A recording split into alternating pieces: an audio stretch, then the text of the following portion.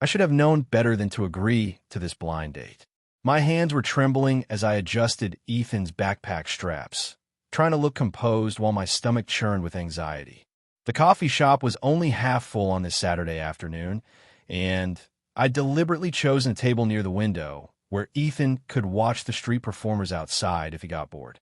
My son looked up at me with those curious brown eyes, signing. "Why are you nervous, Mom?" I forced a smile and signed back. "Just meeting someone new." "You okay?" He nodded, pulling out his coloring book with a quiet focus that always amazed me.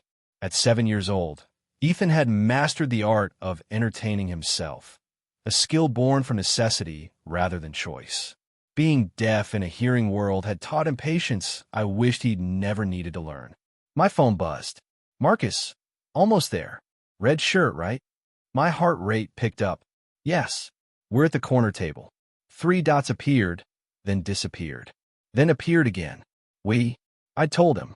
I knew I'd told him about Ethan. We'd texted for 2 weeks, and I'd been clear about being a single mother. But maybe I hadn't been clear enough about the rest. The door chimed, and a tall man in a red button-down walked in. He was handsome in that conventional way, sharp jawline, styled hair, confident stride. His eyes found me immediately, and I raised my hand in a small wave. He smiled, started toward us, then his gaze dropped to Ethan. I watched his expression shift. It was subtle. Most people probably wouldn't have noticed, but I'd become an expert at reading the microscopic changes that cross people's faces when they realized my son was different. Ethan looked up from his coloring and waved enthusiastically. But he didn't speak, and his wave had that particular quality of someone who couldn't hear the ambient sounds of the cafe, couldn't modulate his movements to the social rhythms hearing people took for granted. Marcus's smile became fixed, artificial. He glanced at his phone, then back at me with an apologetic expression I'd seen before, too many times before. "Sarah, hi," he said, his voice overly bright. "You look great," but his phone buzzed loudly. He grabbed it like a lifeline. "Oh wow, work emergency. I'm so sorry, but I have to." He was already backing toward the door. "Rain check." He didn't wait for my answer. The door chimed again, and he was gone. 20 seconds, start to finish. A record, even for me. I felt Ethan's small hand on my arm. He was signing. Did I do something wrong? "No, baby." I signed back, fighting the familiar burn behind my eyes. "Never." He was just busy. Ethan's lips pressed together in that way that meant he understood more than I wanted him to. He returned to his coloring book, but his movements were smaller now, more withdrawn. I stared at my untouched cappuccino, wondering why I kept putting myself through this. The dating apps, the awkward explanations, the inevitable disappointment. I was 32 years old, and my last real relationship had ended when Ethan's father walked out 3 months after the diagnosis. "Excuse me." The voice was smooth, cultured, with a slight British accent. I looked up to find a woman standing beside our table, and woman felt inadequate to describe her. She was perhaps 50, with silver-streaked dark hair pulled into an elegant chignon, wearing a cream cashmere coat that probably cost more than my monthly rent. Diamond studs glittered at her ears, and her posture radiated the kind of confidence that came from never having to worry about money. "I don't mean to intrude," she continued, her gaze dropping to Ethan with a warmth that surprised me, but I couldn't help noticing she shifted smoothly into sign language. "May I practice my signs with your son? I'm quite rusty." I was so shocked I forgot to respond. Ethan, however, had no such hesitation. His face lit up like Christmas morning, and he signed back. "You know signs?" "Really?" "I do." The woman signed, a gentle smile playing at her lips. "Though I fear I'm terribly out of practice. Would you help me?" Ethan was already pulling out the chair next to him, his earlier sadness completely forgotten. The woman looked at me questioningly, and I found myself nodding, still too stunned to process what was happening. She settled in the chair with fluid grace, setting down a leather portfolio that looked handcrafted and expensive. Up close, I could see she wore minimal makeup, but her skin had that glow that came from excellent genetics and probably better skincare than I could afford. "I'm Eleanor Montgomery," she said to me, then signed to Ethan. "And who might you be?" "Ethan James Parker. My son signed with exaggerated formality that made Eleanor laugh, a genuine, delighted sound. A pleasure to meet you, Mr. Parker. Were you drawing? As Ethan launched into an animated explanation of his artwork, a surprisingly detailed rendering of a spaceship, I try to make sense of this surreal situation. Eleanor Montgomery. The name tickled something in my memory, but I couldn't quite place it. I apologize for inserting myself into your afternoon, Eleanor said to me while maintaining eye contact with Ethan's signs.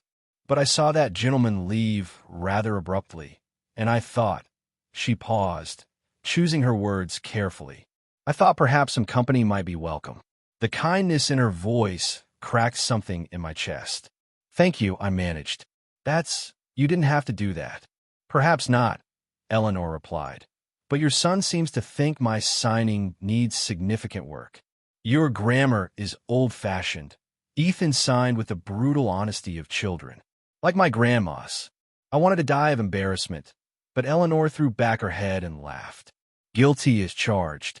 I learned ASL nearly 30 years ago when I was working on a project in New York. I'm afraid I haven't practiced much since. What project? Ethan signed, his curiosity now fully engaged. I was helping to establish a school, Eleanor said, signing simultaneously. A place where deaf and hearing children could learn together. My coffee had gone cold, forgotten, as I watched this elegant stranger engage with my son as if he were the most fascinating person in the world. She asked him about school, about his favorite subjects, science, about what he wanted to be when he grew up, an astronaut, currently, though last week it had been a marine biologist. Ambitious and indecisive, Eleanor observed with a twinkle in her eye. The best combination for a future leader. Other patrons glanced our way. A mix of curiosity and the occasional disapproving look when Ethan's signing got particularly animated. I'd grown a thick skin about the stairs, but I still felt my shoulders tense defensively. Eleanor noticed. She leaned closer, her voice low. People can be remarkably ignorant about what they don't understand, can't they? It wasn't a question. There was something in her tone, experience, perhaps, that suggested she knew exactly what she was talking about. You get used to it, I said, the automatic response I'd given 1,000 times. Do you? Eleanor's gaze was suddenly sharp, assessing. Or do you simply become better at hiding how much it hurts? I didn't have an answer for that. Thankfully, Ethan saved me by signing. Mom, can Miss Eleanor have some of my cookie? The cookie I'd bought him sat untouched on a napkin, a small chocolate chip circle that represented a minor rebellion against our tight budget. I've been planning to save it for his lunch tomorrow, but the joy on his face as he offered it to his new friend was worth more than any cookie. Eleanor accepted a small piece with solemn ceremony, signing her thanks with exaggerated politeness that made Ethan giggle silently. The sound of his laughter, or rather, the sight of it, the way his whole body shook with mirth, never failed to make my heart swell. Sarah, Eleanor said after a moment, may I ask you something rather forward? My defenses went up immediately. Okay, what do you do for work? The question surprised me. I'm a graphic designer. Freelance, mostly. It lets me work from home, which is easier with Ethan's school schedule and therapy appointments. Eleanor nodded thoughtfully. And Ethan, what does your mom design? Websites and logos. Ethan signed with pride. She made the sign for the pizza place near our apartment. The owner put it in the window. Indeed, Eleanor's eyebrows rose. That's quite impressive. I felt heat rise in my cheeks. It's not. It's steady work, but it's not exactly designing for major corporations or anything. Why not? The question was direct, delivered without judgment, but with genuine curiosity. I shrugged, the gesture encompassing years of compromise and scaled-back dreams. Life happened. Ethan's therapy costs are significant, even with insurance. We make it work. Mom is amazing. Ethan signed with fierce loyalty. She could draw anything. I don't doubt it, Eleanor said, her gaze returning to me with an intensity that made me shift in my seat. Tell me, Sarah, have you ever designed for the educational sector? The shift in conversation caught me off guard. Educational sector? Not really. What? Eleanor pulled out her phone, tapped a few times, then turned the screen toward me. I found myself looking at a sleek website for something called the Montgomery Foundation for Inclusive Education. "This is my life's work," Eleanor explained, signing for Ethan's benefit as well. "We fund schools, develop programs, and advocate for inclusive education worldwide. We're currently redesigning our entire brand identity, website, marketing materials, curriculum visuals. The firm we hired is competent but lacks soul." She said the last word with such distaste that I almost smiled. They understand design, but they don't understand our mission. Every mock-up they've shown me feels sterile, corporate. I need someone who understands what it means to fight for your child's place in the world. My heart was suddenly pounding. Are you offering me a job?" "I'm offering you an interview," Eleanor corrected with a slight smile. "Though I'll admit, I have a good feeling about this. Would you be interested in discussing it further? Perhaps over dinner?" "Both of you, of course," she added, signing to Ethan, "if you're willing to help me improve my signing." Ethan was already nodding enthusiastically, but I hesitated. This felt too good to be true, too much like a fairy tale. Elegant stranger sweeps in to save the day? It didn't happen in real life. "I know what you're thinking," Eleanor said gently. "This seems convenient, perhaps suspiciously so. But I assure you, I didn't follow you here or orchestrate this meeting. I came to this cafe because it's 2 blocks from my hotel, and their pastries are exceptional." She pulled a business card from her leather portfolio, actual embossed cardstock, not the flimsy printed ones I ordered in bulk online. "Do some research. Look up the foundation, read our mission statement, check our financials. They're public record. Then, if you're interested, call me." I took the card with trembling fingers. Eleanor Montgomery, founder and president. The foundation's website URL was listed below, along with a phone number and email address. "Will I see you again?" Ethan signed to Eleanor, his expression hopeful in a way that made my chest ache. "If your mother agrees, yes," Eleanor signed back. "I hope very much that you will." She stood, gathering her things with efficient grace. "It was a pleasure meeting you both. Ethan, keep practicing that spaceship drawing. I think it has excellent potential." She was halfway to the door when she paused and turned back. "Sarah, that man who left earlier? He didn't deserve 5 minutes of your time, let alone any of your tears. You're raising a remarkable young man. That takes strength most people will never understand." Then she was gone, leaving behind the faint scent of expensive perfume and a business card that felt like it was burning a hole in my hand. Ethan tugged at my sleeve. "Mom, she was nice. Can we call her?" I looked down at my son's hopeful face, then at the card, then at the door through which Eleanor had disappeared. Something wild and fragile was unfurling in my chest. Hope? Maybe, or the beginning of something I didn't dare name yet. That evening, after Ethan was in bed, I sat at my laptop for 3 hours researching the Montgomery Foundation. What I found left me breathless. Eleanor wasn't just wealthy. She was philanthropist-level wealthy. Her late husband had been a tech mogul, and after his death 15 years ago, she devoted her fortune to educational causes. The foundation she'd established had funded dozens of schools worldwide, developed ASL curriculum programs, and advocated for inclusive education policies at the federal level. But what really struck me were the photos from various events and school openings. In every single one, Eleanor was hands-on, sitting with children, signing with students, her designer clothes inevitably rumpled by the end of the day. This wasn't some rich woman's vanity project. This was a calling, and she wanted to talk to me about redesigning their brand. I pulled up my portfolio, looking at it with fresh, critical eyes. It was good.